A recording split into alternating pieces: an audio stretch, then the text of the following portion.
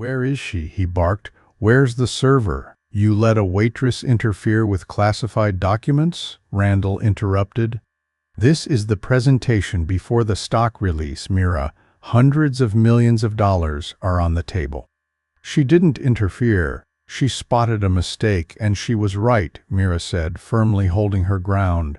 "This woman accessed company data during a restricted meeting. I want to know who she works for." Maya clenched her jaw. "I don't work for anyone. I just serve food." She was standing right in the line of sight of our unpublished presentation slide. "That's not a coincidence. That's a breach. I saw the screen because I was refilling water," she replied, trying to keep her voice calm. "And I noticed a mistake because I studied numbers years ago." Randall leaned forward. "Before we continue following the dramatic developments ahead, don't forget to hit like and subscribe to give me motivation to keep bringing you more captivating stories. And where are you listening to this story from? Leave a comment and let me know. Now, let's return to the story. Imagine this pronto. You're standing in the middle of a lavish banquet hall, surrounded by voices full of promises, deals, and ambition glinting in their eyes. You're the silent one, moving among them unnoticed. Your uniform no different from a mask hiding hours of grueling work. They don't know your name, but you know them. You've seen their faces, their greed, their craving for more. They think they're the important ones. But meanwhile, you're the one holding the key to it all. On a cold morning, Maya William, a black woman in her 20s, stepped into the Arison Ventures event, carrying a tray full of sparkling water and chilled champagne. Her job was simple: serve, stay unnoticed, remain on the sidelines. But in that moment, she was more than just a server. She was a witness. She'd been trained to notice numbers, the numbers they discussed behind closed doors, the numbers they whispered with overconfident certainty. To them it was all a game. Catherine Vale, Blake Morgan, Randall Kane, Mira Patel. They thought they knew how to spin the world. They thought they held the secrets. But Maya saw the numbers differently. She saw the pattern, the small detail they overlooked, and it hit her with a quiet force majeure. The formula was wrong. She moved through the room as if invisible, but she wasn't invisible. She was watching, listening, and the numbers screamed in her head. Something was off. The formula on page Jur'ar, the one they'd used to decide the company's future, was inverted.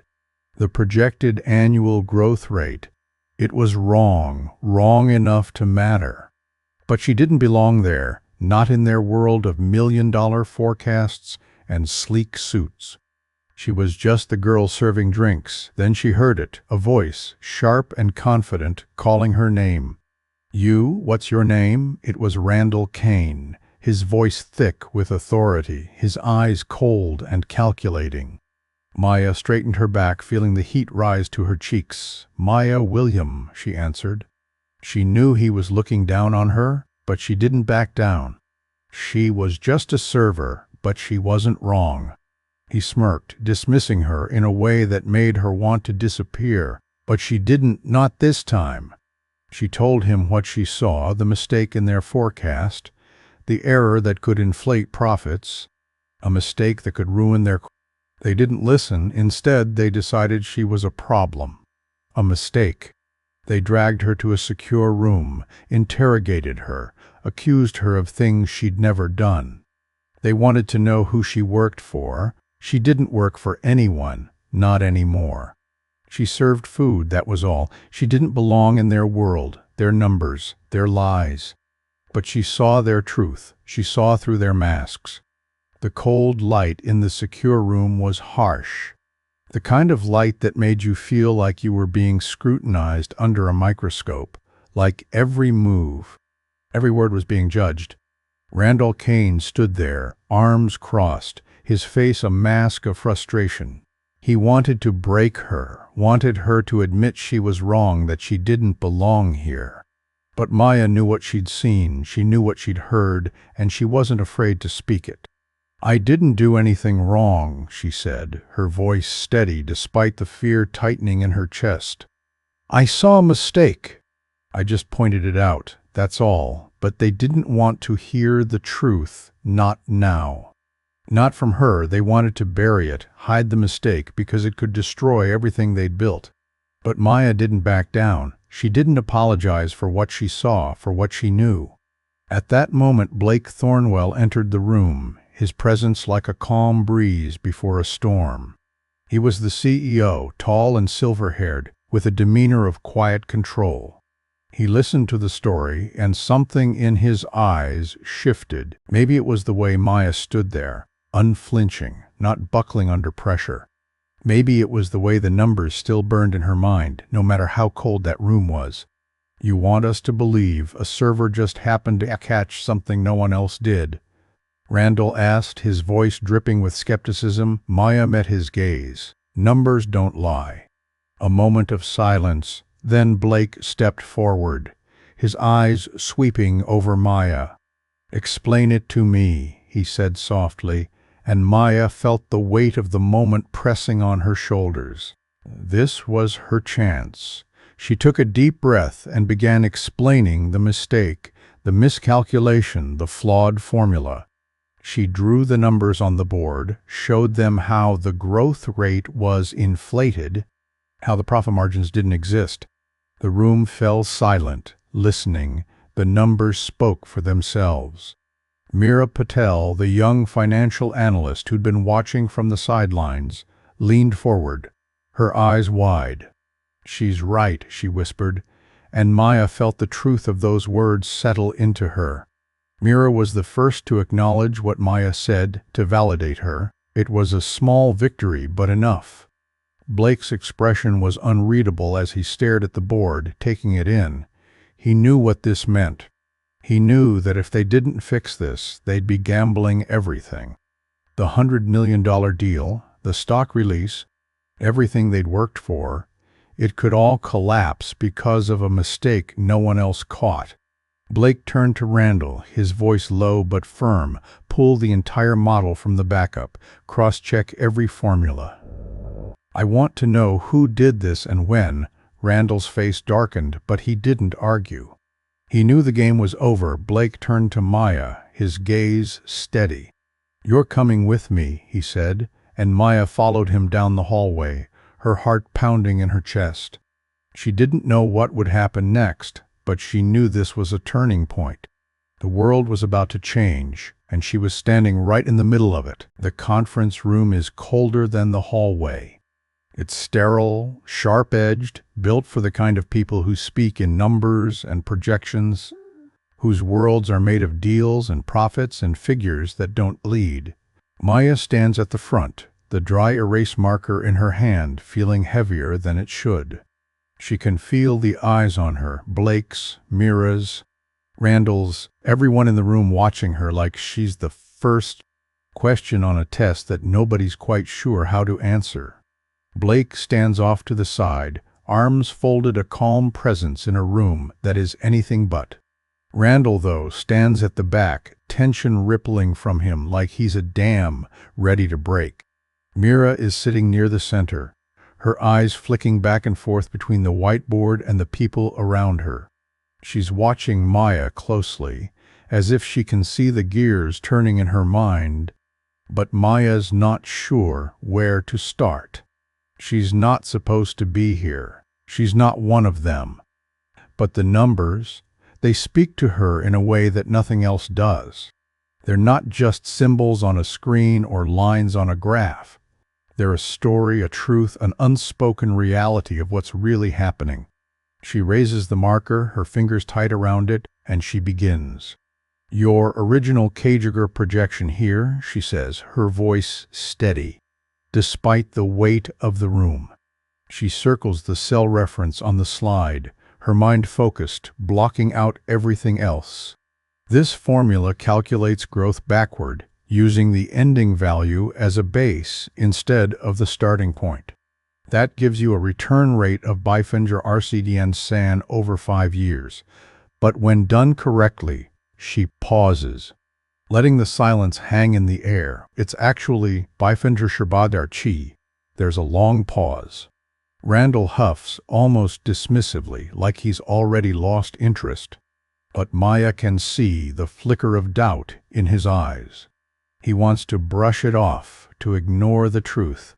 But Blake's gaze is unwavering, focused on Maya like he's listening to something deeper than the words.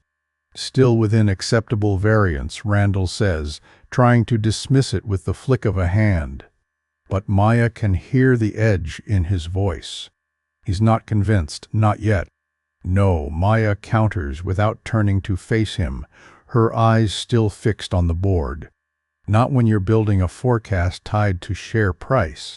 The delta compounds across phases 2 and 3 of the model. You'll be promising margin gains that don't exist. The words hang heavy in the air, and for a moment the room feels like it's holding its... Maya glances sideways. Mira is looking at the revised calculations Maya has drawn on the board, her eyes wide in recognition. She's right, Mira whispers, more to herself than anyone else, but loud enough for Blake to hear. Blake's gaze shifts from the board to Maya, and then back to the calculations. A long silence follows, and in that silence something shifts in the room. Maya doesn't know what it is exactly, but she feels it, a change in the air, in the energy. It's like they've all been standing on the edge of something, and now they've finally stepped off. Blake steps forward slowly, his eyes never leaving Maya Randall. How long have these projections been in use? He asks, his voice calm, controlled. Randall stiffens, his lips tightening. Weeks, he says, his voice clipped, approved by committee. Not by me, Blake replies quietly, his brows furrowing. It was in the binder you signed. Maya feels her heartbeat faster, the adrenaline of the moment mixing with a strange sense of vindication. This is it, the moment everything starts to unravel. She can feel the weight of it, heavy and undeniable.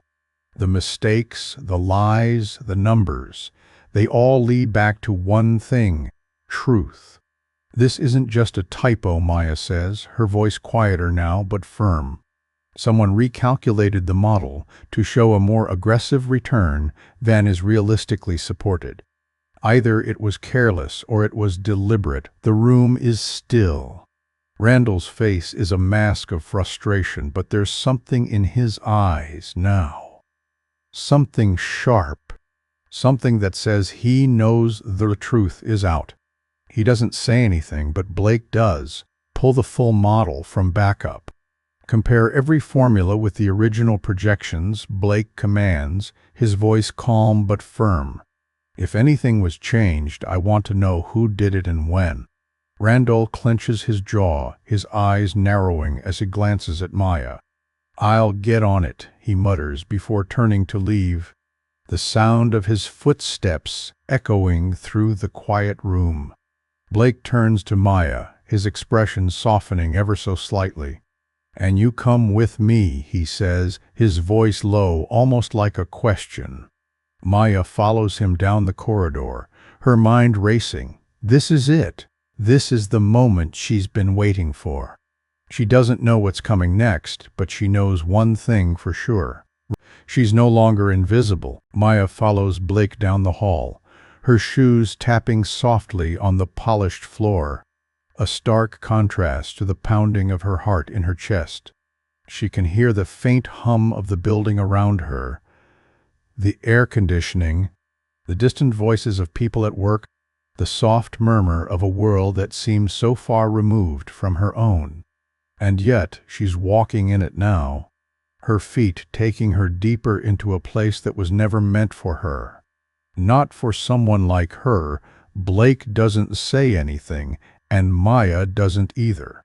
She's not sure what she's supposed to say. There's nothing left to explain. She's done what she needed to do. The numbers were wrong, she saw it, and she spoke up. That's all there is to it, and yet something inside her stirs. Fear, maybe, the fear of the unknown. The fear of what happens when you stop hiding and start standing tall. The walls around them are lined with glass windows. and Maya can see the city sprawled out beneath her. The streets she used to walk, the places she used to pass by without a second thought. Now, they feel different, like they're part of a story she's no longer sure she fits into. But she's here, walking beside Blake Thornwell, the CEO of Harrison Ventures. She shouldn't be here. She's not supposed to be here. Blake opens the door to the conference room, and the cool air inside hits her like a gust of wind. It's a different kind of cold than the one outside, a sterile, professional cold, the kind of cold that belongs in a room where deals are made and careers are shaped. Maya feels small again, like she's stepped into a world that doesn't quite fit her. But then she remembers the numbers, she remembers what she saw, and suddenly the room doesn't seem so big anymore. Blake motions for her to take a seat at the table. And Maya hesitates, then lowers herself into the chair. The room is quiet except for the sound of her breath and the soft hum of the lights above. She looks around, taking in the sleek, modern design of the space, nothing like the cramped kitchens and narrow hallways she's used to. Everything here feels intentional, crafted to convey power and control, but Maya isn't here to play their game. She's here to speak the truth. Blake sits across from her, his eyes fixed on her as though he's trying to read her, trying to understand what makes her tick. He's calm, too calm, like a man who has seen everything and nothing at the same time. "You're not like the others, Maya," Blake says, his voice low, but there's an edge to it. Most people in this room, they would have ignored the mistake. They would have let it slide. But you didn't. You spoke up. Why? Maya blinks, caught off guard by the question. She looks at Blake, trying to read him, trying to figure out what he's asking. What does he want from her? "Because it was wrong," she says quietly, her voice steady, though she feels the weight of the moment pressing down on her. "I saw something that didn't add up. I've spent my whole life looking at numbers, trying to understand them. And I couldn't ignore it, not when it was this big, not when it could hurt people." Blake leans back in his chair, his fingers tapping lightly on the edge of the table. His eyes never leave her, and for a moment Maya feels like she's under a microscope. She wants to look away, to hide, but she doesn't, not this time. Most people would have let it slide, Blake says again, this time with a hint of something. Admiration? Maybe? They would have kept their head down, played along, but you didn't. You stood up. Maya swallows hard, the words she's been holding on to for so long finally spilling out. "I didn't want to be invisible anymore," she says, her voice quiet but strong. "I spent so many years trying to blend in, trying to be unnoticed. But when I saw that mistake, I couldn't stay silent. Not this time. I'm done being invisible." Blake studies her for a long moment, his expression unreadable. Then he nods slowly as though something has shifted in him. He looks at the door, then back at her. "We've got work to do," he says, standing up and walking toward the whiteboard on the far wall. "We'll need your help, but this time you're not just here to point out mistakes. You're going to help us fix this. You're going to help us rebuild." Maya stands up, her heart pounding. This is it. This is what she's been waiting for, what she's been working toward without even realizing it. And she's not just a witness anymore. She's part of the solution. She's part of the story. Blake looks back at her, his gaze steady. "Are you ready?" Maya takes a deep breath. She knows what this means. She knows what it will cost. But for the first time in her life, she feels ready, ready to step into the light, ready to take control of her own narrative. "Yes," she says, her voice firm. "I'm ready." The next few days are a blur of meetings, numbers, and decisions. The next, Maya finds herself in the thick of it all, sitting in glass-walled rooms with Blake, with Mira, with Randall, Cow, who still seems to hold a quiet grudge against her. But Blake is different. He doesn't look at her like she's some anomaly in their perfect world. He looks at her like she belongs here, like she has something to offer, and in a way she does. Her sharp eye for detail, her understanding of numbers, her quiet strength, they've all become invaluable to the team. Blake makes sure of that. Every time she steps into a room, every time she speaks up, he backs her. There's no questioning her anymore, and that feels strange, but empowering. It's a kind of validation she's never known before. But still, there's a part of her that wonders, Burl, does she really belong? Or is she just playing a part in a world that was never meant for her? They spend hours poring over spreadsheets, tracking down the source of the discrepancy in the formula, trying to figure out how it happened, who was responsible. Maya doesn't care about that part, not really. She cares about the truth of what they're doing, the truth of what's been hidden. Every time she looks at those numbers, they remind her of the lies, the manipulation. She doesn't need to know who did it. She needs to know how to stop it, how to make sure it never happens again. And then there's Randall. He's not stupid. Maya can see that, but there's something in his eyes now, something that wasn't there before. Maybe it's fear, maybe it's respect, or maybe, just maybe, it's the realization that he's not in control anymore. The power he once had is slipping away, piece by piece.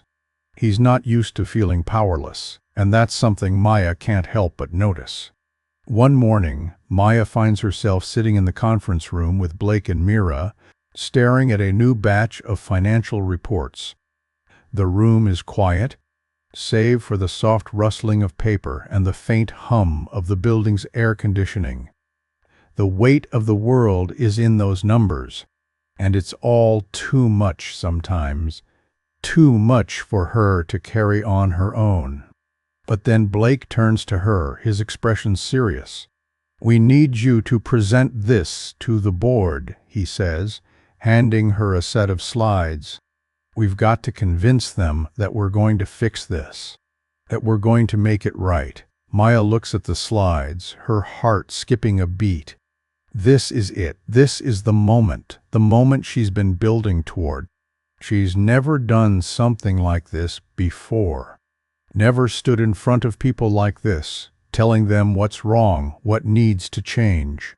But there's no turning back now. She takes the slides, her fingers trembling slightly. She can feel her breath catch in her throat. She wants to run. She wants to hide. But she doesn't. "Okay," she says, her voice steady despite the storm in her chest. "I'll do it." The day of the presentation arrives too quickly, and Maya feels like she's standing on the edge of a cliff.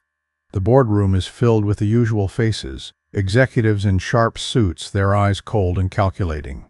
There's no room for mistakes here, no room for weakness. She's not one of them, and she knows it. But today, it doesn't matter. Today, she's here to speak the truth. And the truth doesn't care about the walls they've built around themselves. Maya steps to the front of the room, the slides clicking behind her. She feels the eyes of the board on her, feels the weight of their expectations pressing down on her. But she doesn't falter. She's been in worse situations. She's been invisible for too long, hiding in the background, playing a role that wasn't hers. But now she's here to claim what's rightfully hers. She starts speaking, her voice calm and clear as she walks through the numbers, through the projections, pointing out where the errors lie, where the manipulation has taken place. She explains the miscalculation, the way the formula was changed to inflate the returns. She doesn't hold back. She doesn't sugarcoat it. These people need to hear the truth, even if they don't want to.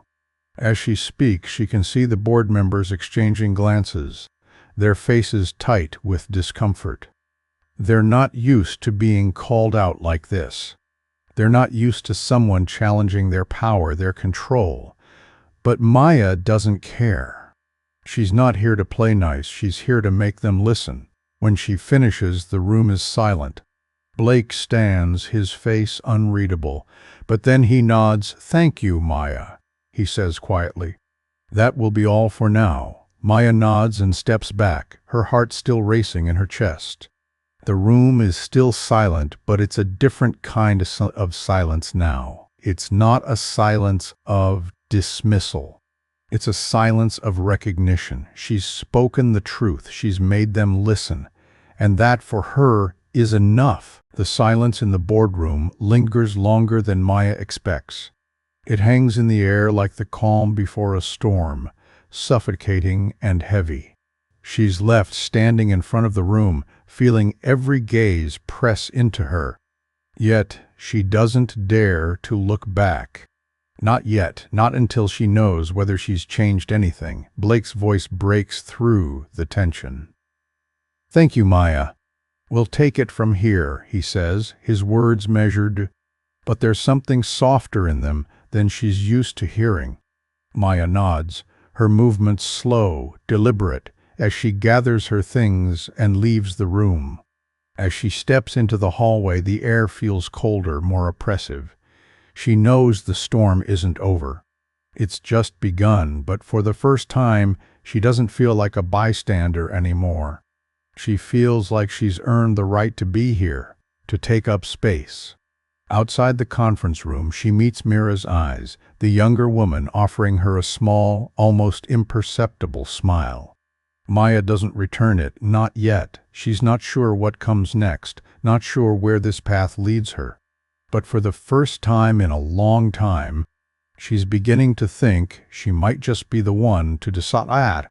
Mira walks up to her, the edges of her lips still lifted. "You did good in there," she says quietly, as if afraid to disturb the fragile peace that settled between them. Maya exhales a long breath, her body finally beginning to release the tension she's been holding onto for so long. "I don't know if it was good enough," she replies, her voice distant. "I think it was," Mira says, and there's a certainty in her voice, thing that Maya doesn't dare to question. Not right now. They walk in silence for a while, both knowing that this isn't the end. Not by a long shot. This is just the beginning of something much bigger than either of them expected. The fallout from the meeting is inevitable, and Maya knows it won't be kind. The people she's just exposed won't just disappear, they'll fight back. But for the first time, she's not afraid. She's ready. The days following the presentation pass in a blur of late nights, emails, and meetings. Maya is caught in a whirlwind of activity, her every moment consumed by the task at hand. The board is scrambling to cover its tracks, but Blake is keeping them on course, encouraging the others to embrace the truth rather than hide from it. He's an enigma to Maya, a man who could have let this all slip by unnoticed. But instead, he's choosing to confront the mess head-on. One evening, as the sun begins to set behind the glass windows of Arrison's headquarters, Blake calls Maya into his office. It's one of those rare, quiet moments when the weight of the day hasn't yet settled into the building, and Maya wonders if it's just a pause before the storm. "You did well in there," Blake says, his voice calm. "But you're right. This isn't over. There's a lot more we need to dig into." Maya meets his gaze, but her eyes betray no emotion. "I didn't come here to stop halfway," she replies, her words steady but sharp. "We finish this. Or it finishes us," Blake nods, a flicker of something passing behind his eyes. "It's respect," she thinks. "But it could also be something else, something deeper. We'll need you to stay close, Maya," he says. "Your work is far from done." She nods, understanding the weight of his words. She's not just a bystander anymore. She's part of the solution. She's the one who sees the cracks in the system, and she's the one who's going to fix them. Not just for the company, not just for the people in this room, but for herself. Days turn into weeks, and the pressure begins to mount. Maya's name is all over the news, on the tip of everyone's tongue, like the final word in a sentence that no one can stop reading. She's called a hero, a whistleblower, a traitor. The comments on her social media pages flood in, a mix of admiration and vitriol. She's suddenly the center of attention in a world that once never gave her a second glance. And it's strange, uncomfortable, but it's also something she can't ignore. She's being seen. Finally, one afternoon, as Maya sits in the break room trying to steady herself after a particularly grueling meeting, she feels someone watching her. She looks up and sees Mira standing in the doorway, her eyes wide, almost apologetic. "Maya," Mira says, her voice quiet, I don't know what's going to happen, but I just wanted to thank you for everything." Maya meets her gaze, feeling a strange warmth bloom inside her chest. "You're welcome," she says, her voice steady, "but I didn't do this alone." Mira smiles, and for a moment, Maya can see the girl she used to be, the one who watched from the sidelines, never expecting to be part of the story. Now they're both in it. Together, the tension in the office is thickening by the day. As Maya walks down the corridor, she can feel it in the air, the sense that something is about to explode. Blake is pushing forward, but not everyone is on board. The board members who used to control everything are starting to fracture, their unity crumbling beneath the weight of the truth. Randall, once so sure of himself, is nowhere to be seen. His absence speaks volumes. Maya steps into the elevator, her thoughts heavy. She's not sure what comes next, but she knows one thing stared at. She's no longer just playing a part. She's writing her own story now, and the world is watching. The days stretch on, each one feeling longer than the last, like an endless road with no sign of a rest stop. Maya wakes up every morning still feeling the weight of it all. The numbers, the decisions connote the battle that has only just begun. But as the days pass, something inside her starts to shift. She's no longer afraid. She's no longer that quiet waitress who had to slip through the cracks just to survive. She's been seen, and now the world is watching. It's an uncomfortable, unfamiliar feeling, but it's also the kind of power she never knew she had. She walks through Arrison's corridors like she owns them now. Her steps are measured, purposeful, and though the building still feels cold and sterile, she knows she's changed it. She knows she's changed herself. The board meetings are still intense. The pressure still hangs thick in the air. Blake has taken the reins, steering them through the storm with a steady hand. But Maya can feel the unease radiating from everyone around her. Some are still clinging to the old ways, still trying to protect their reputations, their wealth, their power. But others, like Mira, are beginning to see things differently. They're starting to understand that the truth is more important than any deal or projection. One morning, Maya is sitting in the break room, staring at her reflection in the stainless steel fridge. She's not sure what's changed, but she knows she's not the same person who walked into this building all those weeks ago. She's stronger, more certain of who she is, and more certain of what she has to do. Mira walks in, her eyes catching Maya's before she says anything. "You okay?" She asks a little too casually, like she's trying to hide her concern behind the veil of small talk. Maya shrugs, not wanting to admit just how much this whole ordeal is wearing on her. "Yeah," she says, though it's not entirely true. "I'm just waiting for the next move." Mira doesn't say anything for a long moment. She doesn't need to. Maya can tell that she's been thinking about everything just as much as Maya has. Mira finally steps closer, her voice softer now. "I don't know how much longer this can stay quiet." Things are unraveling, Maya. People are scared. Maya exhales slowly. I know, she says. But it's not just about them anymore. It's about everyone who's been overlooked, everyone who's been silenced. Mira nods, her eyes reflecting something deeper than the usual office fatigue. I think we're all starting to see that. But we're not just fighting for the truth anymore, are we? We're fighting for the people who never had a voice. Maya's gaze shifts to the window, to the city outside. She's been a part of that world before. The world where silence is the price of survival.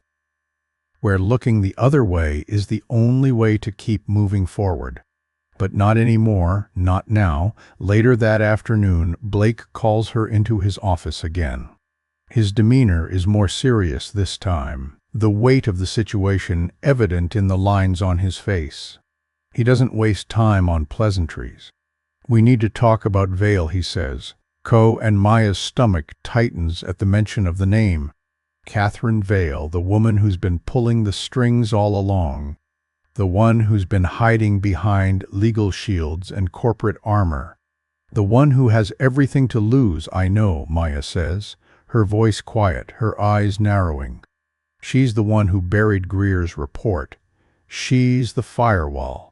She's the reason everything stayed hidden for so long. Blake nods, his jaw clenched. We're about to take her down. I don't think she'll go down quietly, but this has to end. We have to expose her before she buries the truth again. Maya doesn't hesitate. Then we do it now, she says, the words leaving her mouth before she can think twice. We don't wait for her to make the next move. We take control. Blake's eyes flick to her, the slightest hint of surprise flashing across his face. You're sure about this? He asks, his tone measured, as if he's not sure how far she's willing to go. Maya meets his gaze, her voice steady. I'm done waiting. This is the moment. Blake nods slowly, as if processing her words, then stands and walks toward the door. All right, Maya.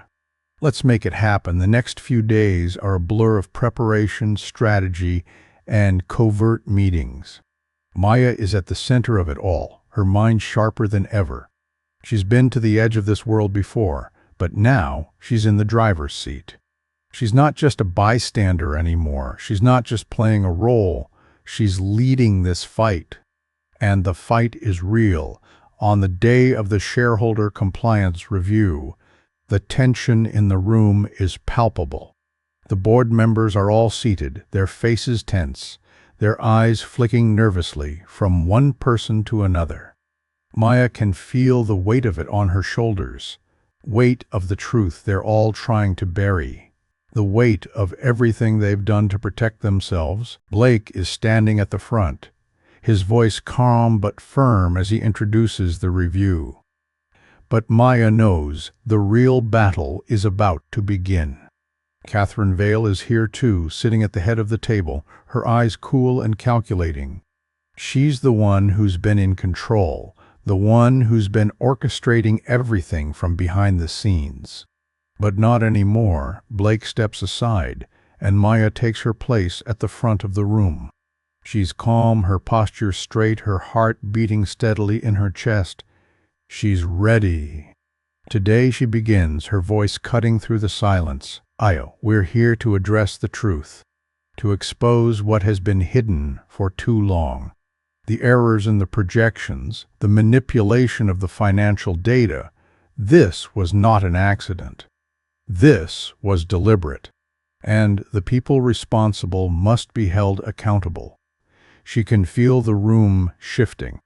She can see the way Catherine Vale stiffens, her eyes narrowing, but Maya doesn't falter. She moves forward, her words steady, confident. She's not here to play games, she's here to win. Catherine Vale, she says, her voice firm, as she turns to face the woman at the head of the table. You've been the one pulling the strings. You've been the one hiding behind legal shields, protecting the lies. But no more. Vale's face pales, but she doesn't speak. She's too proud, too calculating. to make a scene.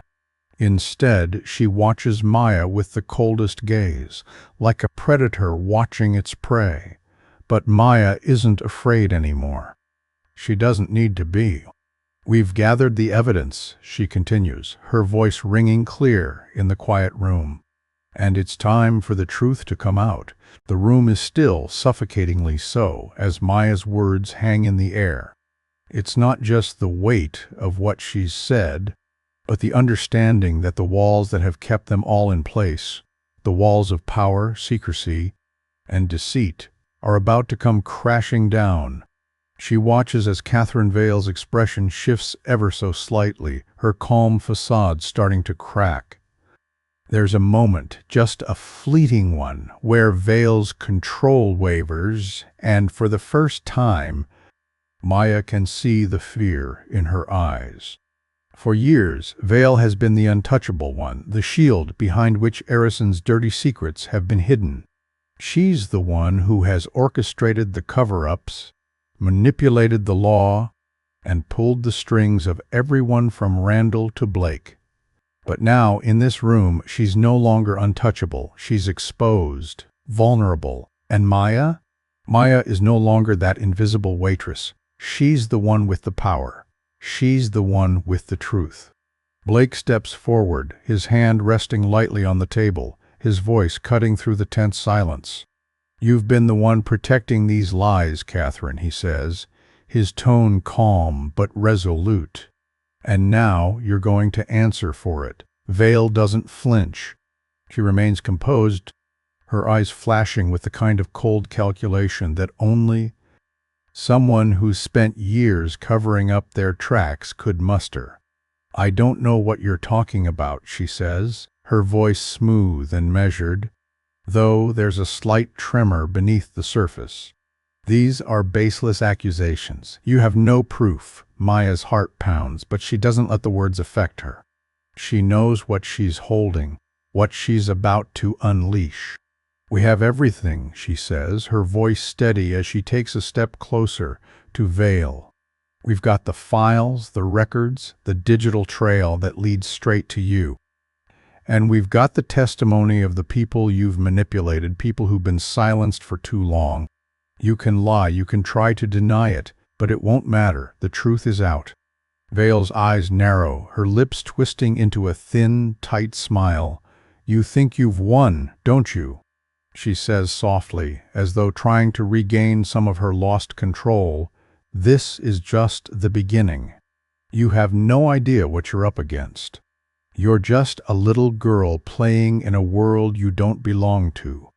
The words hit Maya like a slap, but she doesn't flinch. She stands her ground, looking Vale straight in the eye. "You don't get to decide where I belong anymore," Maya says, her voice low and dangerous. "You don't get to tell me I'm not good enough, that I don't matter. I matter. And so do the people you've hurt." For a moment, there's a flicker of something in Vale's eyes, something almost human. But then it's gone, replaced by that cold, calculating expression Maya has come to know so well. Vale sits back in her chair, folding her arms across her chest, like she's trying to retreat behind her walls. "You don't have the power to take me down," she says, her voice a little sharper now. "You think the media will believe you? You think the government will act on your accusations? You're a waitress, Maya. That's all you are." Maya's pulse quickens, but she doesn't let the anger consume her. She's been here before. She's faced people who thought they could crush her just by dismissing her. But they were wrong then, and they're wrong now. She's no longer invisible. She's no longer the person who fades into the background. She's the one making the decisions. She's the one who controls this narrative. "No," she says, her voice ringing clear and true. "I'm not a waitress. Not anymore. I'm the one who's going to make sure you face justice." The room is silent again, the weight of her words settling over everyone present. Blake watches her, his face unreadable, but there's a subtle shift in his posture. He's watching something unfold, something bigger than all of them, something that no one saw coming. Maya has become the person they never expected, the person who could unravel everything they've built. And for the first time, she feels like she's not just fighting to survive, she's fighting to win. Vale's gaze flicks to Blake, then back to Maya. She's calculating, weighing her options, but the confidence is slipping. She knows she's losing, she knows it's only a matter of time before the truth becomes impossible to deny. "You're going to regret this," she says, her voice cold, her words a warning. "This isn't over. I won't go down without a fight." But Maya stands taller now. She's not afraid anymore. "Bring it on," she says, her voice steady, unwavering. "I'm not backing down." As the tension in the room builds, Maya knows the game has changed. The battle is far from over, but she's not afraid of what comes next. She's not afraid of them. She's not afraid of the fight. She's ready to take it all on, to expose the lies, to tear down the walls they've built around themselves. This is her moment, and she's not going to let it slip away. The room feels smaller now, even with the large glass windows that look out over the city. Maya stands tall, her gaze fixed on Vale, whose icy composure is slowly unraveling. The walls of power, built so carefully over the years, are crumbling one crack at a time, and Maya, she is the one with the hammer. Blake shifts, stepping forward, the weight of his presence like a bridge between the two women. But it's Maya who holds the floor, her voice no longer a whisper or a question, but a proclamation. She's not just here to play by the rules anymore, she's here to rewrite them. Vale's face hardens, her lips pulling into a tight line as though she's trying to swallow her frustration. She leans back in her chair, arms folded, her eyes searching Maya's face for any sign of weakness, any crack to exploit. But Maya doesn't give her that satisfaction. She's learned how to stand her ground, learned how to hold space in a room that never used to see her. "You think you've won," Vale sneers, the words sharp like broken glass. "But you don't understand the game you're playing. You think exposing me will make everything right, that the truth will set you free. But the truth is, you've just started something you can't finish." Maya takes a step forward, meeting Vale's gaze with a quiet determination. "I've already finished it," she says, her voice steady, unflinching. "The truth doesn't need fixing. It just needs to be told." The tension in the room is palpable, thick like the air before a storm. Blake stands off to the side, his arms crossed, his expression unreadable. But his eyes flick from Maya to Vale, as if he's seeing this moment with new clarity. It's not just the company at stake anymore. It's something bigger. Something that transcends the boardroom, the money, the lies. It's about integrity, about courage, about truth. Maya doesn't need to look at him to know that Blake is with her now. He's backing her, not just in words, but in action. She can feel it in the way he's watching her, not as a subordinate, not as someone who serves, but as a partner. And that's more than she ever thought she would get from a man like Blake Thornwell. Vale's eyes flick to Randall, who's standing near the back of the room, his posture rigid, his jaw clenched. He's silent, but Maya can feel his unease, his growing fear. He knows what's coming. The truth has already started to bleed through the cracks, and there's no stopping it now. "Randall," Maya says, her voice cutting through the air, "you can hide behind her all you want. But you're just as guilty. You were part of this too."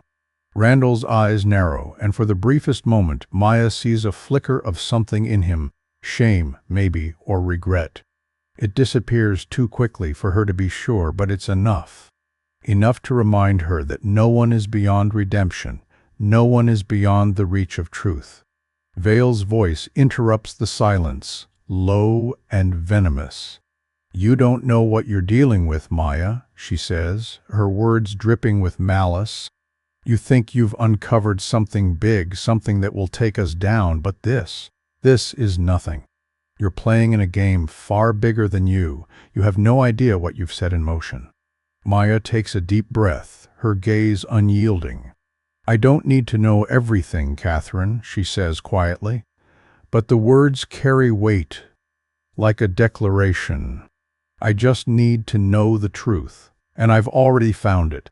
The words hang in the air between them, thick and undeniable. Blake nods once, firmly. "We're moving forward," he says, his voice calm but resolute. "The truth is coming out. And you can't stop it." Vale's hands tighten into fists, her knuckles whitening. She's losing control. She knows it. Her empire is slipping away, piece by piece, and there's nothing she can do to stop it. The truth is a force of its own, and it doesn't bend to anyone's will, not hers, not Randall's, not even Blake's. The room is silent again, but this time the silence feels different. It's not the oppressive stillness that came before, a silence filled with fear and uncertainty. Now it's a silence of expectation, a silence before the storm breaks. Maya turns to Blake, her voice steady, but there's a fire in her eyes now. "What happens next?" she asks. She's not asking for herself. She's asking for everyone who's been hurt by the lies, everyone who's been silenced. Blake looks at her for a long moment, his eyes thoughtful. Then he turns to the board, his voice strong. "We expose everything. The numbers, the offshore accounts, the manipulation, and we make sure that everyone who was complicit is held accountable." Maya nods, feeling the weight of those words settle in her chest. This is it, the end game. It's all led to this moment, the moment when the truth finally becomes undeniable. And nothing will ever be the same again. As Blake moves to make the final arrangements, Maya steps back, taking a moment to breathe. The storm that's been brewing for so long is finally coming to a head. And though it's terrifying, though it's dangerous, she knows one thing, Wardial, she's ready. The days that follow are a blur of movement, urgency, and strategy. Maya feels the weight of the next steps pressing in on Dot. Her, like the walls of the building itself, are closing in. Blake, once the distant CEO, is now at the forefront of the fight, his presence commanding and unyielding. But it's Maya who's been driving the machine. She's the one pulling the lever, pushing the pieces into place. It feels strange. This newfound power. The office, once a place where she was invisible, now seems like a stage where every action, every word matters. She spends hours on calls with legal teams, with government officials, with reporters who are more than eager to write her story. There's a hum of activity around her, an energy she can't ignore. It's the energy of a story being written, not just by her, but for everyone who's been shut out, dismissed, and overlooked. The whistleblower, the outcast, the invisible woman who saw something and wouldn't look away. 2-4. It's a role she never asked for, but one she's beginning to embrace. She's part of something bigger now, part of a movement that's too powerful to stop. But as the days pass, she begins to feel the toll it's taking. The pressure is relentless. Each new revelation, each piece of evidence she uncovers, only adds to the weight pressing down on her. She can see it in Blake's face, in Mira's eyes. They're all feeling it, but they're too deep in it now to turn back. Maya knows that if she's going to survive this, if she's going to make it through to the other side, she has to keep pushing forward. No matter the cost. It's late one evening when the phone call comes. Maya is sitting in the small conference room, her laptop open in front of her, a cup of lukewarm coffee by her side. She's been staring at the same spreadsheet for what feels like hours, her mind racing through the numbers. She's not even sure what she's looking for anymore, but the numbers have become an obsession. She feels like she's drowning in them, like they're the only thing that matters. When her phone buzzes, she picks it up without thinking. It's Blake's name flashing on the screen. She presses the button to answer, and his voice crackles through the speaker. "Maya, we've got a problem." The words send a chill through her. She leans forward, her fingers gripping the edge of the table. "What kind of problem?" she asks, trying to keep her voice steady, though her pulse is already beginning to race. Blake pauses, the weight of the silence stretching between them. When he speaks again, his voice is tight, measured. "Vale's lawyer just filed a motion to block the evidence we're preparing to release. They're moving fast, Maya. We don't have much time." Maya stands up, her chair scraping across the floor, the sound sharp and sudden in the quiet of the room. She starts pacing, her mind racing with 1,000 possibilities. The walls are closing in, but she can't afford to back down now. "We can't let her block it," Maya says, her voice fierce. "We've come this far." "We can't stop now, I know," Blake says, his tone grim. "But we need a plan fast. We have to act before they can bury this again." Maya's mind races through the options, through the angles they've covered in their meetings. They've exposed the financial discrepancies, the offshore accounts, the hidden transactions. They've uncovered the lies Vale's been telling for years, the manipulation she's orchestrated behind the scenes. But now Vale is fighting back with everything she has. She's playing her last card, and Maya knows she has to be ready for whatever comes next. "Let's get ahead of it," Maya says, her voice sharp with resolve. "We release everything. Full transparency. We can't let them control the narrative. If we go public with the full scope of what we've uncovered, they won't have the power to stop it." Blake is silent for a moment, as though weighing her words. Then he responds, his voice steady. "You're right. Let's do it." They spend the next few hours working through the details, finalizing the release plan. Blake and the legal team will coordinate with the press, while Maya and Mira focus on making sure the evidence is airtight. The truth is their weapon now, and they're not going to let it be buried again. By the time the sun begins to set, Maya feels like she's been running for days without stopping. The adrenaline is pumping through her veins, but there's a quiet fear that lingers in the background. She's been here before, standing at the edge, staring into the unknown, but this time feels different. This time, she's not running away, she's running toward the truth. The night of the release, Maya sits in her apartment, the weight of the moment pressing down on her. The laptop is open in front of her, the final draft of the press release ready to go. The screen glows softly in the darkened room, a beacon of what's to come. She's been through this before, the quiet anticipation before the storm. But this time, she's not the one who's going to be swept away.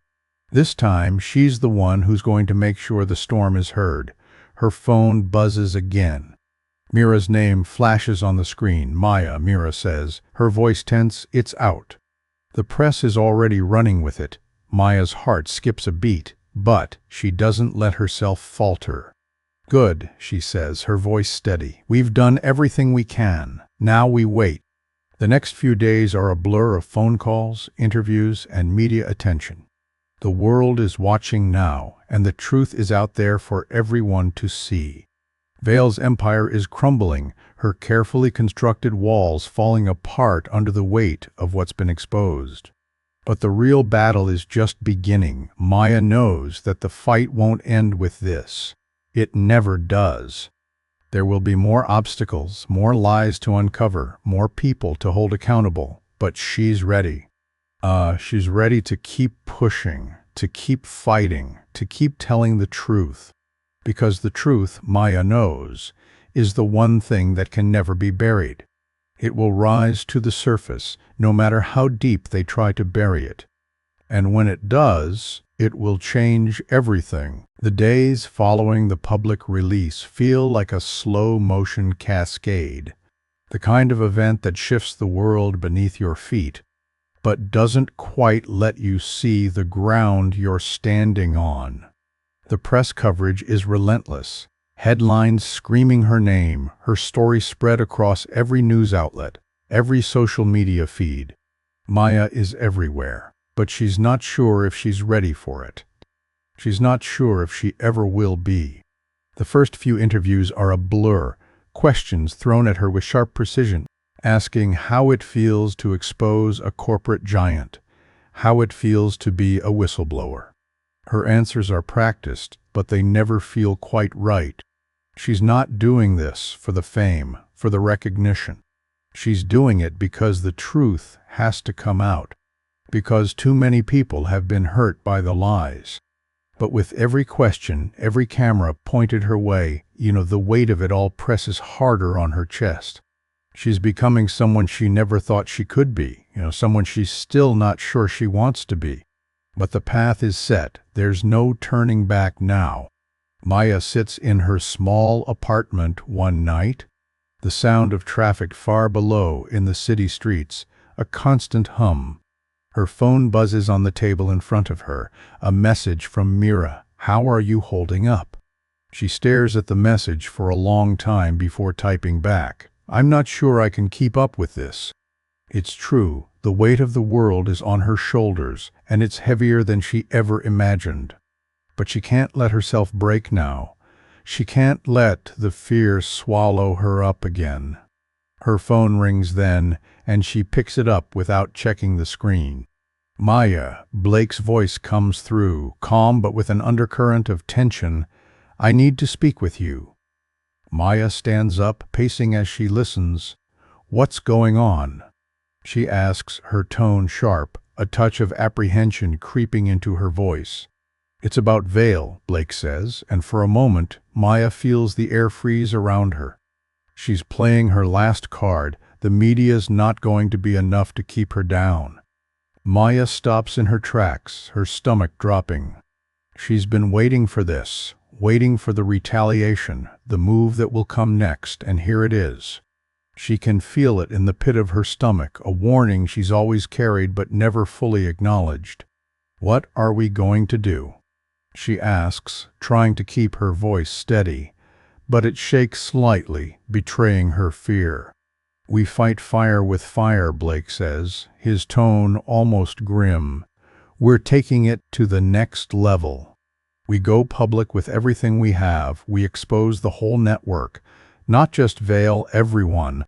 Maya nods, even though he can't see her. She understands. The truth has to come out.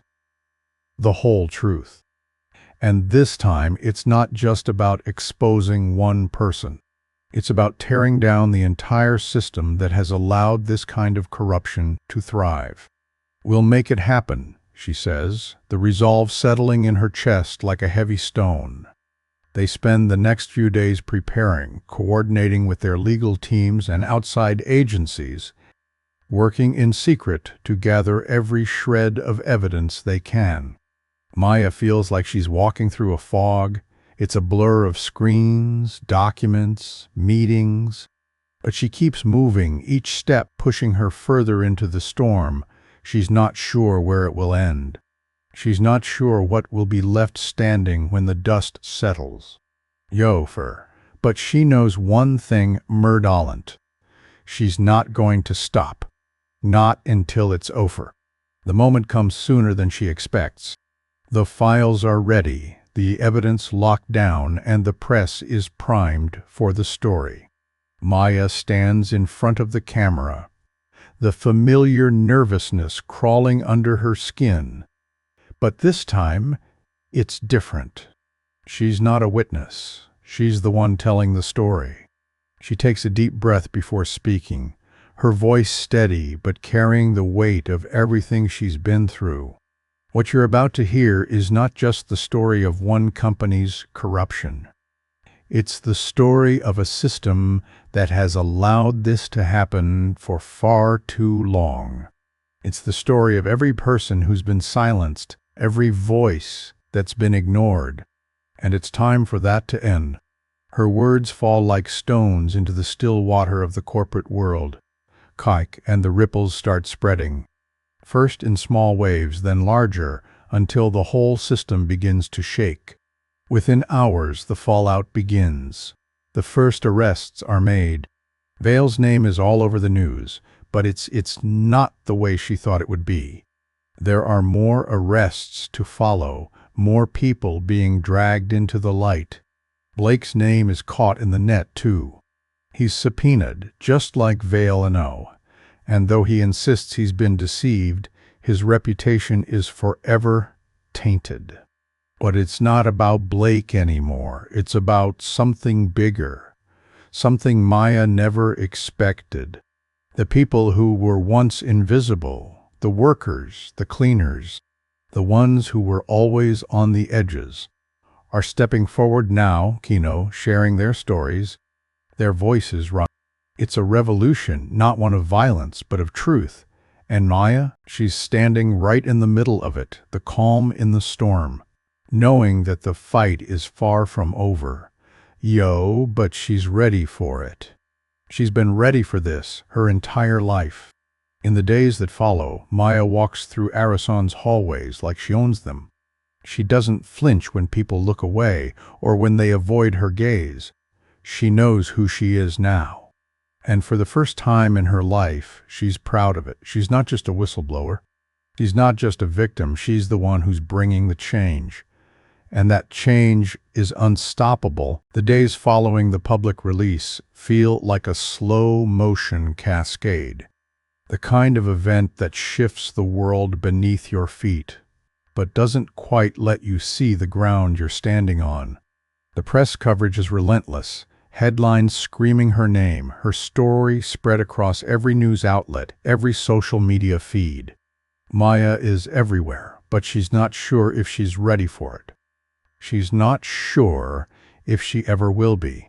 The first few interviews are a blur, questions thrown at her with sharp precision, asking how it feels to expose a corporate giant, how it feels to be a whistleblower. Her answers are practiced, but they never feel quite right. She's not doing this for the fame, for the recognition. She's doing it because the truth has to come out, because too many people have been hurt by the lies. But with every question, every camera pointed her way, the weight of it all presses harder on her chest. She's becoming someone she never thought she could be, someone she's still not sure she wants to be. But the path is set. There's no turning back now. Maya sits alone in her small apartment one evening, the weight of the past few weeks pressing on her chest. She hasn't had a chance to process everything that's happened, hasn't had time to rest, to just sit and think.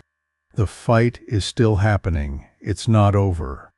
But she's here, sitting with the silence for the first time in what feels like forever. The cold wind outside rattles the windows, but inside, the warmth of the light feels like the only thing she can count on. Her phone buzzes again, and she doesn't even need to look at it to know it's Mira. She picks it up without a second thought. "Hey," Mira's voice comes through, bright and cheerful, though there's a touch of exhaustion beneath it. "You holding up okay?" Maya lets out a long breath. "I'm fine," she replies, though she knows she's lying. "Just tired. It's a lot to process, I can imagine," Mira says. "But listen, I've been thinking, we've done it. This is it. This is the change we were talking about." Maya lets the words hang in the air, letting them sink in. She's not sure what to make of them. Change. She's never felt like she was in control of any of it. It always felt like a distant dream, something far out of reach, something that other people did. "Yeah," Maya says finally, "we've done it, but it doesn't feel like change yet. It just feels like more work." "You're not wrong," Mira agrees. "There's still a long way to go. But the truth is, we've shaken the foundation, and that's what counts. You didn't just expose what was wrong. You made people listen. Maya feels the weight of her words, the enormity of the task still ahead of them. The story is out there, the evidence is in the hands of the right people. But what will come next? What happens after the dust settles and everyone moves on to the next scandal, the next story? What happens to the people who've been left behind in the wake of this fight? She thinks about the workers, the ones who are still cleaning the floors, still setting up the tables, still serving the coffee in the boardrooms. The people who don't have the luxury of a microphone or a platform. They don't have the luxury of being heard, but Maya knows now that they are the ones who matter. They are the ones who are the backbone of it all. Maya, Mira says softly, breaking her train of thought. Oh, don't forget why we did this. Don't forget who we're doing it for. This isn't just about taking down Arasan. It's about making sure people like us, people who've been ignored, have a place at the table. Maya looks out the window, her gaze distant. She sees the lights of the city twinkling in the distance, like a million stars, each one representing a person, a life, a story. She feels like she's a part of something bigger now, something that will echo far beyond the walls of Arasan, far beyond this fight. It's not just about corporate greed. It's about the people who get lost in the shuffle, the people who have to fight just to be seen. Yeah, Maya says, her voice steady now, I won't forget. That night, as she lies in bed staring at the ceiling, the weight of everything settles in. The storm is far from over, and Maya knows that. There are still those who want to keep the truth buried, still those who would stop at nothing to protect their secrets. But for the first time in a long time, she feels a sense of purpose, a sense of clarity. She's not done, not by a long shot. When the sun rises the next morning, it finds Maya sitting at the small desk by her window, a cup of coffee in her hands, her eyes scanning the latest batch of news. The headlines are still filled with her name, with the aftermath of what she's done. But it's different now. She can see it in the way people talk about her. She's not a whistleblower anymore. She's a leader, a symbol of what happens when the truth is given a chance to speak. But even as she reads, the weight of what comes next presses into her chest again. The fight isn't over, not even close. Her phone buzzes, and she picks it up, expecting another update from the media team, but it's not. It's a message from James. They're starting the hearings tomorrow. Vale's lawyer just reached out. It's time to finish what you started. Maya doesn't need to read the message twice to understand what it means. It's the next step, the next battle. And she's ready for it. Maya takes a deep breath, the message from James weighing heavily in her hands. The quiet hum of the city outside her window feels distant, almost disconnected from the storm that is about to break inside these walls. The hearings are tomorrow. Everything they've fought for, every piece of evidence they've exposed, all the lies and corruption that have been laid bare, it all leads to this moment, the final act of the story they've started writing. But the fear is there, tugging at the edges of her resolve. She knows what's coming. She's watched the game from the outside before, but now she's in the middle of it, pulling the strings, pushing the pieces. And it's not the comfortable place she once thought it would be. She's seen the way Blake and the others have turned to her now, not just for answers, but for leadership. She's the one who brought the truth to light, and now she has to see it through. She takes a sip of her coffee, staring at the mug as if it might hold some kind of answer, some kind of solace. But there's nothing, not yet. And anyway, her phone buzzes again, snapping her out of her thoughts. It's Mira. You ready? Maya closes her eyes for a moment, the question hanging in the air. She's not sure what being ready even means anymore, but she knows one thing, Merle. She can't stop now. She won't "I will be," she types back. The message lingers on the screen, her fingers hovering over it for a moment longer before she hits send. Then she stands up, pushing away from the desk. The room is quiet, but everything feels like it's building to a crescendo, and she can't stand still. Not now. She makes her way to the bathroom, splashing cold water on her face to steady her nerves. The reflection in the mirror is a familiar one, but there's something different about it now, something stronger, more determined. She's not that woman who used to slip through the cracks anymore. She's not invisible, and she won't let the world forget that. When she steps into the conference room the next morning, it feels like walking onto a battlefield. The air is thick with tension, the kind of tension that only happens when everything is at stake. Arrison's high-powered lawyers are already seated at the long table, their expressions unreadable, each of them trying to project an air of confidence, as if the sheer weight of their positions could undo the truth that's already out there. Maya sits down at the table, her back straight, her hands resting lightly on the table in front of her. Blake is beside her, his face calm, but she can see the tightness in his jaw. The calm before the storm. The room quiets as the hearing begins, and for a moment, Maya feels the weight of the silence pressing down on her. This is it, the moment where everything will either change or it will be buried once again. But she's not going to let that happen. Not on her watch. The first few hours are what Maya expects. Questions, accusations, attempts to discredit her, to twist the narrative.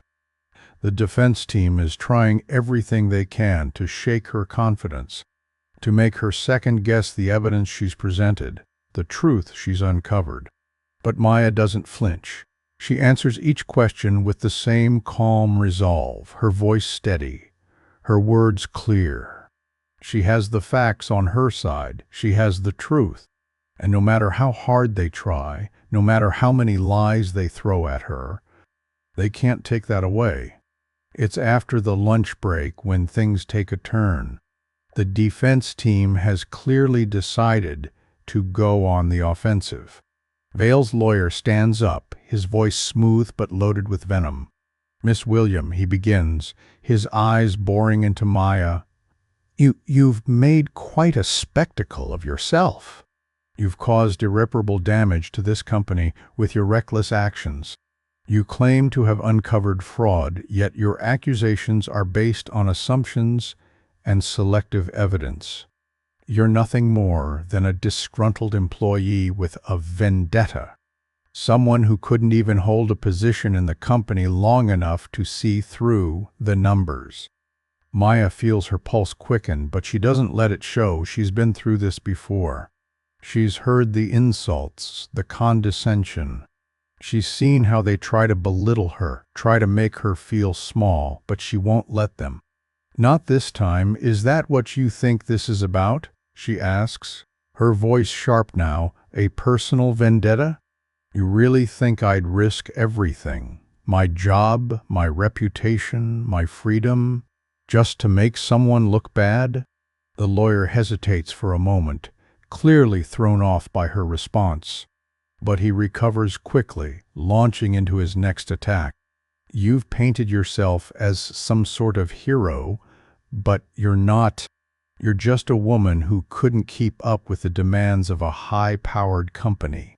You didn't have the qualifications, you didn't have the skill. You were a server, that's all you ever were, and now you're using your small, insignificant role in this company to destroy everything we've built."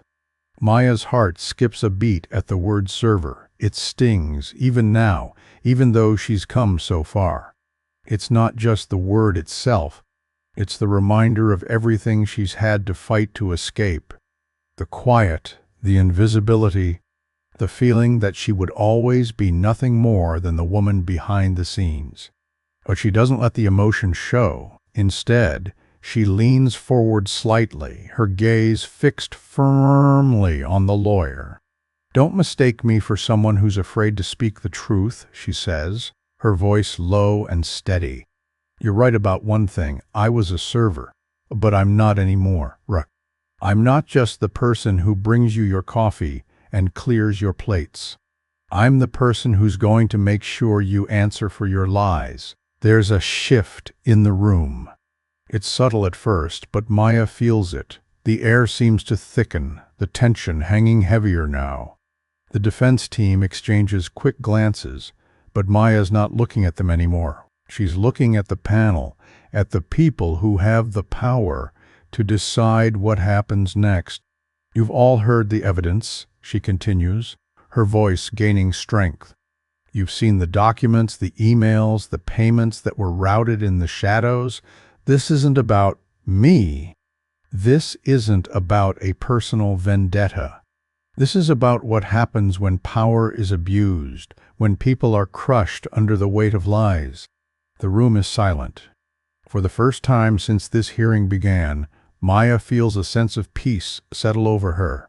She's not backing down, not anymore. Are you done?" The defense lawyer sneers, clearly frustrated. "I'm done when the truth has been heard," Maya says, her eyes never leaving his. "And it's already been spoken." The room is eerily quiet after Maya's words. The lawyer sits back, a momentary flicker of something like doubt passing across his face. He has underestimated her. They all have.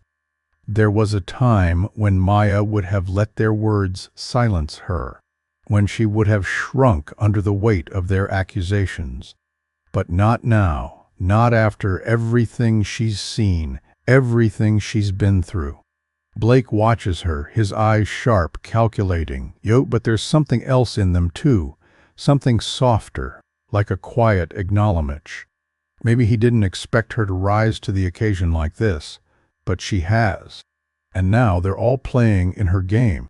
The defense lawyer clears his throat, clearly trying to regain control of the room. But his voice falters when he speaks again. "This is absurd," he says, his words losing some of their edge. "We've given you everything you've asked for. And now you stand here making these accusations with nothing but your own misguided sense of righteousness. It's not enough to ruin an entire company, Miss William." Maya doesn't let his words rattle her. She knows he's just trying to provoke her, to get her to slip, but she's not slipping, not now. She straightens in her seat, her eyes never leaving his. "Do you know how many people have been silenced for speaking the truth?" she asks quietly, her voice carrying the weight of all the stories she's heard. The ones that didn't make the headlines, the ones that were buried beneath layers of corruption. How many workers have been crushed under the weight of your lies, your manipulation? They don't have a voice, but I do, and I'm going to use it, not just for me, but for them.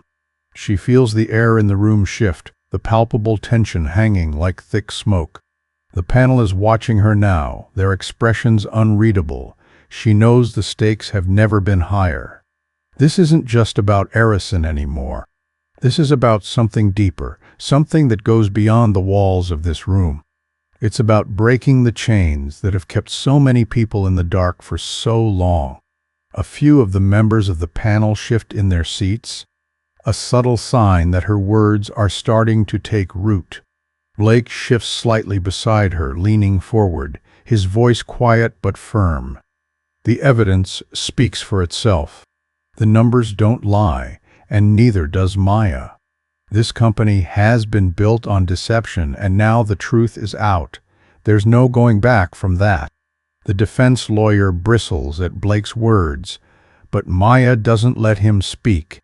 She's in control now, the momentum of the room moving behind her like a tide. The storm that's been brewing in her chest, the fire that's been burning just beneath the surface, is coming to a head. "This isn't just about a company or a lawsuit," she says, her voice rising, gaining strength. This is about accountability. This is about knowing that the system we've been forced to live under isn't just broken. It's corrupt, and it's time for that corruption to face the consequences. There's a long silence after her words, the kind of silence that feels like it's pulling everything into focus. She can see the shift in the room, how it's no longer just about the arguments, the lawyers, the testimonies. It's about the truth. It's about the people who have been ignored, who have been left behind for too long.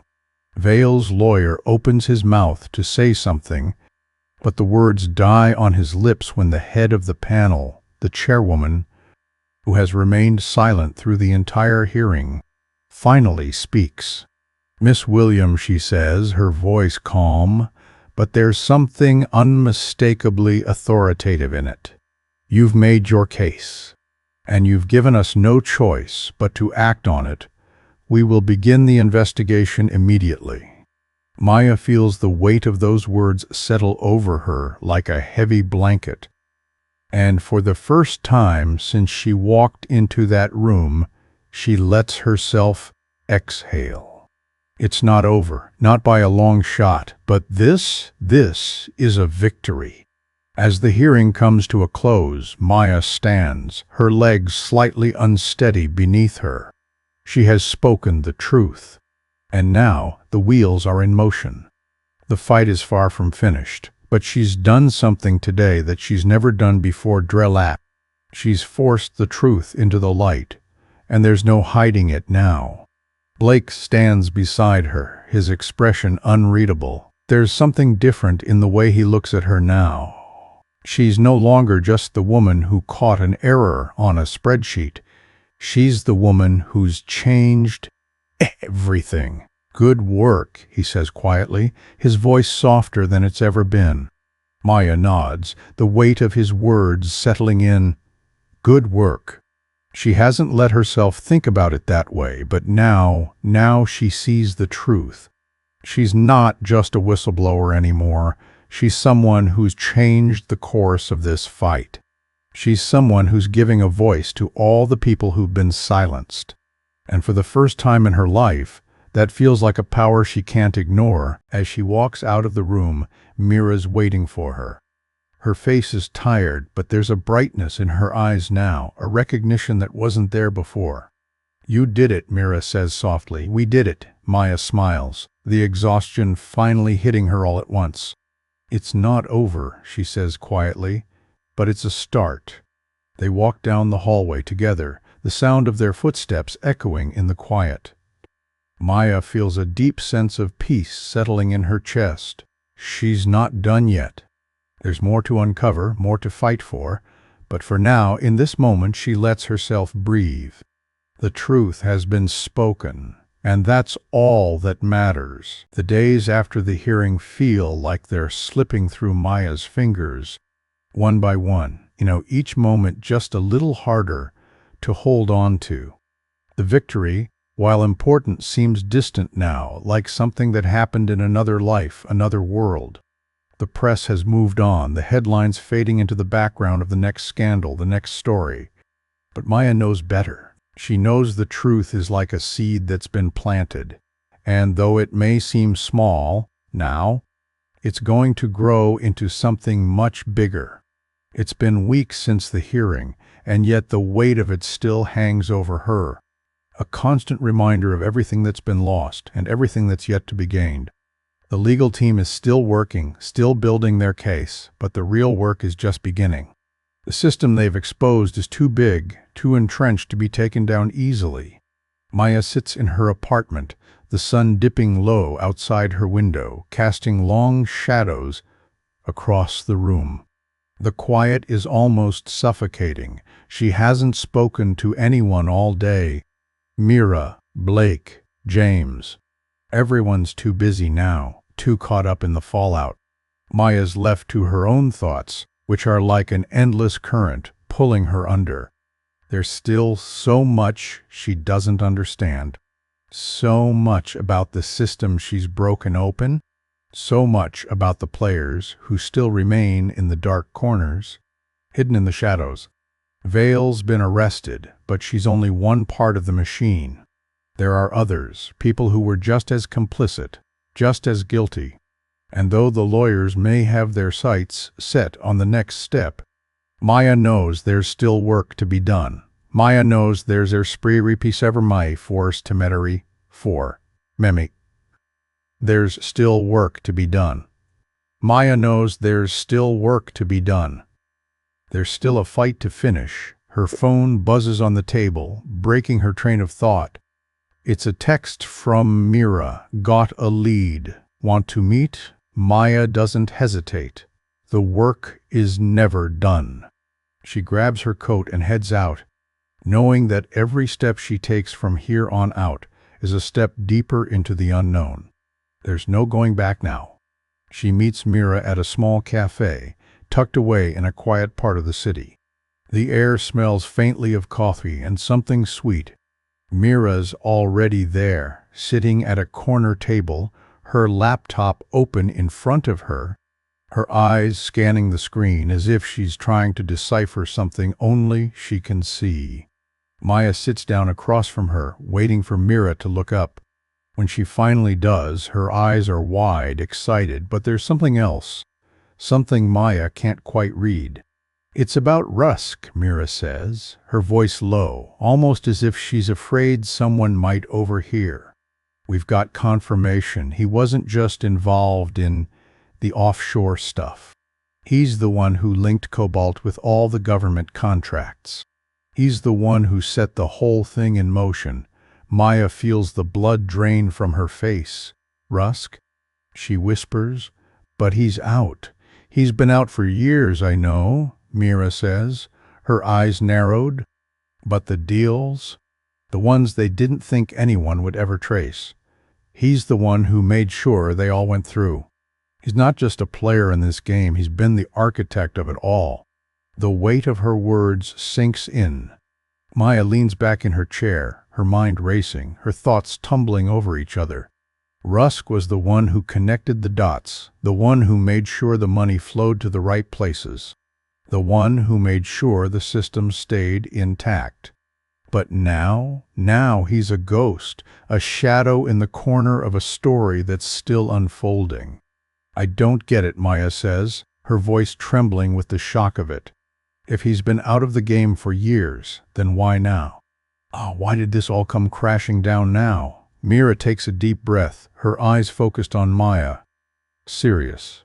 Because someone else has picked up where he left off, someone's been running the show in his absence. We thought we were going after the big names, the ones who signed the checks, who made the decisions. But it's bigger than that. There's a network, Maya. A whole system of people who've been feeding into this for years. Maya feels her chest tighten. She thought she was done with the secrets, with the lies, but they keep coming, one after the other. The more she uncovers, the deeper the rabbit hole seems to go. She can feel the weight of it now, pressing down on her, suffocating her. This isn't just about Erasan. It's about something much bigger, something that stretches far beyond the company, beyond the courtroom. This is about a system that's so deeply ingrained in the world around them that it's almost impossible to untangle. Do we have a name? Maya asks, her voice barely above a whisper. Mira looks at her, a quiet determination in her eyes. Not yet, but we're close. And there were Sphori Telefators. We've got someone who's willing to talk, someone on the inside who can lead us to the next piece. Maya nods slowly, the weight of the moment settling over her like a blanket. She doesn't know if she's ready for this next step, but she knows one thing for sure, Perdant. She's not backing down now, not after everything she's seen, not after everything she's fought for. Then let's go get them, Maya says, the words coming out with more conviction than she feels. She stands up, pulling on her coat. Let's finish this. They leave the cafe together, the cold air wrapping around them like a cloak. Maya's mind is buzzing with 1,000 questions, 1,000 possibilities. But one thing is clear. Surrender, this fight isn't over. It's only just beginning. The streets are quieter than usual as Maya and Mira make their way down the sidewalk, the sound of their footsteps echoing in the cold air. The city feels different tonight. The hustle of the day has faded, and there's a palpable sense of something looming in the distance, something bigger than all of them. Maya can feel it, the weight of everything she's uncovered, the knowledge that it's all leading to something bigger than she ever expected. But there's no turning back now. Mira keeps glancing at Maya, her eyes sharp, as if she's studying her every move. Maya knows that look. It's the one Mira gets when she's onto something, when she's close to the truth. But it's also the look of someone who's not entirely sure they want to know what comes next. "We're close," Mira says, her voice low, almost like a whisper. "But I can feel it. Something's off. It's too quiet. We've been digging for months, and now we're getting closer to something we can't ignore. But we need to be careful. People don't just disappear in this game. They get taken out." Maya nods, her mind racing. She's no stranger to danger, to the feeling of being in too deep. Whoa! But now it feels different. The stakes are higher, the players more dangerous. Rusk may have been the one who set everything in motion, but there's someone else pulling the strings now, someone more powerful than she could have ever imagined. As they turn the corner, Maya's phone buzzes again. She pulls it out, reading the message from James. "Got a lead, meet me in 2 hours. This is it, we have the next name." Her heart skips a beat. She's ready for this. She has to be. This is the moment they've been working toward, the moment when everything finally clicks into place. The thought of seeing Rusk's name, finally a name to hold on to, something tangible, sends a shiver through her. She's not sure what they'll find when they confront him, but she knows it's the only way to end this. They stop at a nearby bus stop, waiting for the next ride. The cold seeps through the layers of Maya's coat, but it doesn't matter. She's too focused, too consumed by what's to come. "I'm not sure we're ready for this," Mira says, her voice tight with uncertainty. "We have no idea what we're walking into." Maya turns to look at her, feeling the weight of her words. "Aura, we've been walking into unknowns since the beginning," she says softly, "and we've made it this far. Whatever happens next, we've come this far because we stayed in the fight, we didn't run. And we won't now." The bus pulls up, and they board, sitting together in silence for a few moments. Maya looks out the window, watching the city pass by in blurred flashes of light and shadow. She can't help but think of all the people who will never get a chance to speak out. The ones whose stories were silenced long before they could be told. This fight is for them. Every step, every sacrifice, it's all for the people who won't have the same chance to make a difference. When the bus reaches their stop, they step off and make their way to the building where James has arranged the meeting. The place is quiet, almost too quiet. The lights flicker overhead, and the sound of their footsteps seems too loud in the empty space. It feels like walking into a trap, but Maya pushes the feeling aside.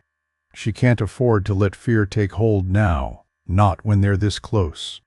James is already there, standing by the entrance, his face tense like he's waiting for something. When he sees them, he waves them over, and they move quickly toward him. "We don't have much time," James says quietly, glancing over his shoulder as if making sure no one's watching. "We've got the name, Nathaniel Rusk, and he's been making moves, big ones. We've been tracking his connections, and he's been in touch with some serious players." Maya feels a cold knot form in her stomach. She knew Rusk was involved, but now, knowing that he's still connected, still active in the shadows, it's almost too much to take in.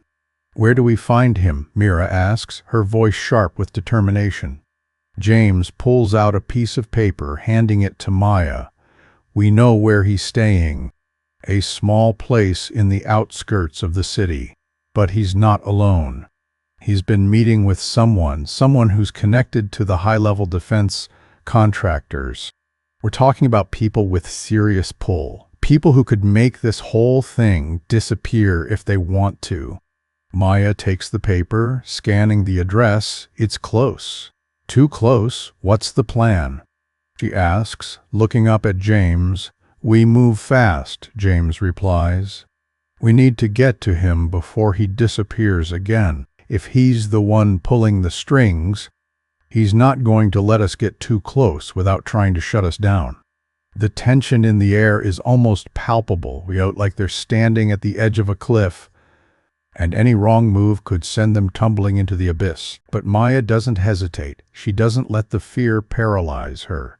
She's come this far. She's walked through fire to get here, and she won't stop now. Let's go, she says, her voice steady, her heart pounding with the weight of what's to come. They head out into the night, the cold air biting at their faces as they make their way toward the address. Each step feels like it's pulling her closer to something bigger, something darker, something she's not sure she's ready for. But it's too late to turn back now. The night presses against them like a weight, heavy with the promise of what they're about to uncover. The streets are quiet, the occasional car passing by, headlights cutting through the fog of uncertainty. Maya can feel the tension building in her chest, tight like a knot that won't loosen. Each step takes her closer to Nathaniel Rusk and the answers they've been chasing. But the closer they get, the more it feels like walking into a trap. She can almost hear the gears of the machine turning. It's clockwork moving beneath the surface.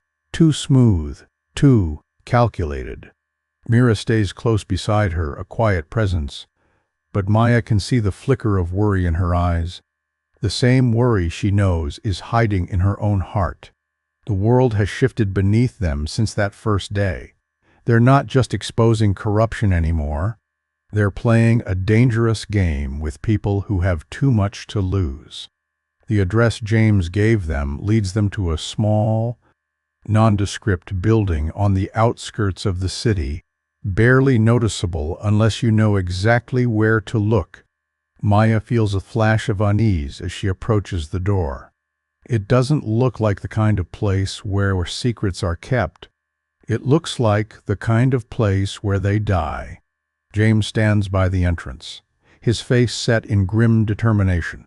He looks every bit the part of a man who's seen too much, who's had his hands in too many dark places. But Maya doesn't have time for hesitation, not now. Are we sure he's here? Mira asks, her voice low, almost a whisper, though no one else is around to hear.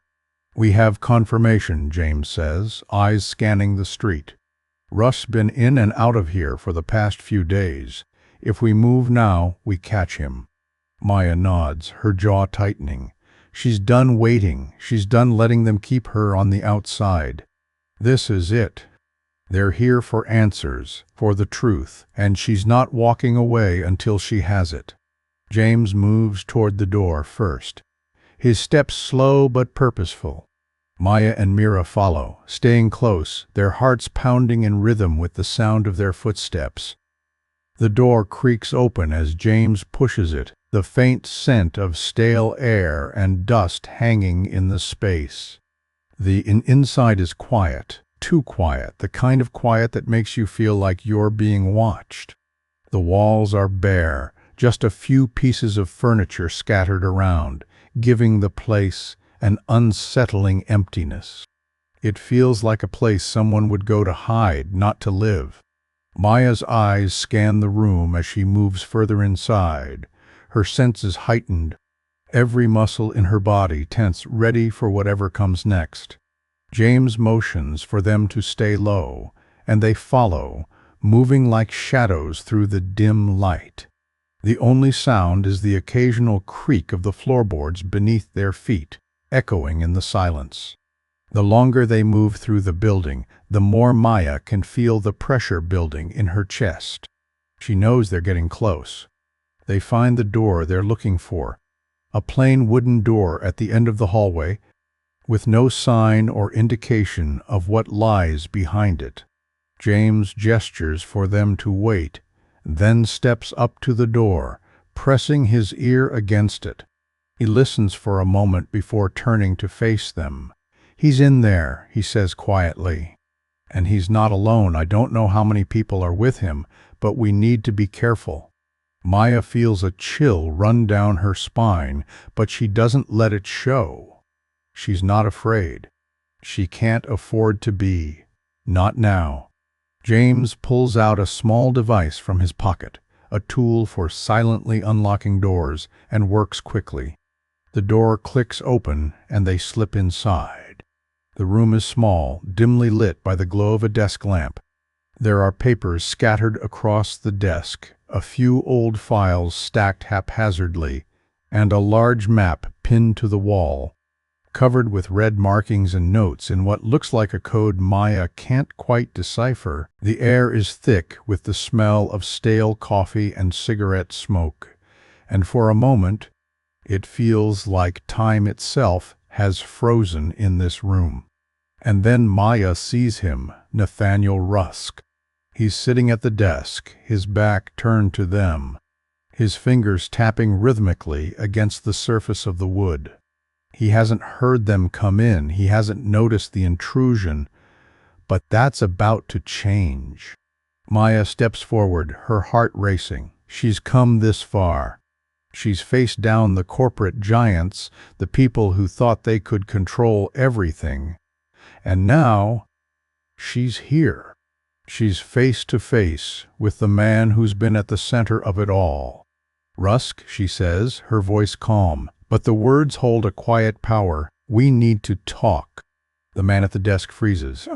His fingers stop tapping, his body tense, as if the room itself has just shifted beneath him. Slowly, he turns around to face her, and the moment their eyes meet, Maya feels the weight of everything pressing in. He's not surprised, not frightened. Instead, he smiles like he's been expecting her. "I was wondering when you'd show up," Rusk says, his voice smooth, too calm for someone who's been exposed for the corruption he's been part of. "You've been making quite the noise, Miss William." Maya doesn't flinch. She stands tall, her gaze never wavering. "It's over, Rusk. We know everything. We know who's been pulling the strings, who's been covering for you. This game is over." He chuckles, leaning back in his chair. "You think you've won? You think this ends here?" He shakes his head, his smile growing wider. "You've opened a door, Maya, but you have no idea what's behind it." Maya takes a step forward, her resolve hardening. She's not afraid of him, not anymore. "It's not just about you anymore," she says. "It's about the people you've hurt. The people who don't have the luxury of walking away when it gets too hard. We're bringing this whole thing down." The smile fades from Rusk's face, replaced with something darker. He stands up slowly, his movements deliberate, his eyes never leaving hers. "You think you're the hero in this story?" he says quietly, his tone cold.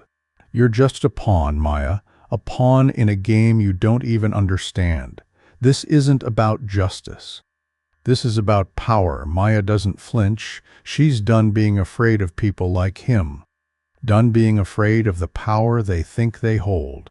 "I know exactly what it's about," she says, her voice steady and strong. "And I'm done letting people like you get away with it." Rusk's smile falters as Maya steps closer, her eyes locked onto his. For a brief moment there's a flicker of something in his gaze, an old fear, perhaps, or the recognition that he's no longer in control of the situation. But it's gone almost as quickly as it appeared, replaced by that same calculating demeanor he's worn throughout their entire confrontation. "You don't know who you're up against," he says, his voice lower now, tinged with a subtle menace. "People like me, we don't just fade into the background when it suits us. We don't disappear. Maya doesn't back down. She's come too far to be intimidated now. The fear that once gripped her, when she was just a server, when she had no power, no voice, has dissolved into something stronger, something unshakable. "I'm not backing down, Rusk," she says, her voice as cold as the air in the room. "Not anymore. The truth is out, and there's no going back. Your game is over." He laughs, but it's not the laugh of a man who thinks he's still in control. It's the laugh of someone who knows the walls are closing in. "You think it's over?" Rusk sneers. "You have no idea what's coming next. You've exposed a tiny piece of the puzzle, but the real story, that's just starting to unfold. You think you're the hero, the one who saves the day? You're just a fool who's too late." Maya takes another step forward, her voice low but resolute. "I'm not the hero of this story. I'm just someone who isn't afraid to speak the truth. And maybe that's all it takes to bring people like you down." There's a long, pregnant pause between them, the air thick with unspoken words. Rusk looks at her, his eyes dark, calculating. He knows this is it. He knows the walls are crumbling around him, and there's nothing he can do to stop it. "You won't win," he says, his voice laced with bitterness. "You think you've beaten the system, but it's bigger than you. It's always been bigger than you." Maya's expression softens, but there's no sympathy in her eyes. "Maybe it's bigger than me," she replies, her voice steady, "but it's not bigger than the truth." And the truth, well, it always comes out in the end. Rusk stares at her for a long moment, his face twisted in a mask of anger and frustration. But there's something else in his eyes now, fear. The kind of fear that comes when you realize you're no longer the one in control. The truth has caught up with him. It's no longer just a whisper in the shadows. It's here, in the light, and it's unstoppable. Maya turns away, signaling to James and Mira to move forward. There's nothing more to be said. The truth has been spoken.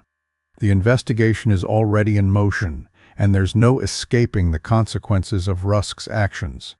As they leave the room, Maya feels a sense of finality settle over her, like the closing of a chapter.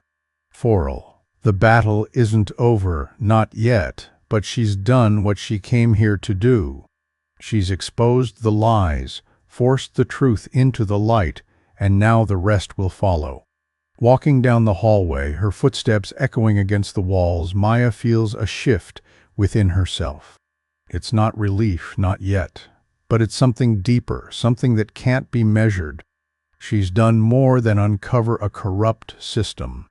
She's learned to stand tall, to speak when others remain silent, to trust in her own voice even when the world tries to drown it out. In the distance, she hears the sound of a door closing. It's Rusk, still locked in that room, still trying to make sense of what's happening. But it's too late. He's already lost. Maya and her team exit the building, stepping into the cool evening air. The city feels different now, quieter, more open. She knows the fight isn't over. But for the first time, she feels like the work she's done, the truth she's fought for, will have lasting consequences. The shadows have been lifted, and now the light can reach where it once couldn't. As they drive away from the building, the city sprawling out before them, Maya knows that this moment is just the beginning. There are more battles to fight, more truths to uncover, more systems to dismantle. But she's no longer the woman who served behind the scenes, the woman who stayed invisible. She's the woman who spoke out, the woman who made a difference. The woman, the boy, the man, the soldier who knows his worth, does not chase after money, fame, or choice. Maya leans back in her seat, her eyes looking out over the city, the skyline illuminated under the night sky. She's no longer invisible, and she never will be again. Thank you for following this story on Shoe Stories. If this story moved you, taught you something, or made you reflect on the meaning of silence, please like, subscribe to our channel, and let us know where you're watching from in the comments below the video. Your voice matters. Let it be heard, whether it's in silence or loud, and don't go anywhere. Click on one of the videos displayed on your screen to watch more powerful stories about dignity and unexpected heroes. We'll see you in the next story.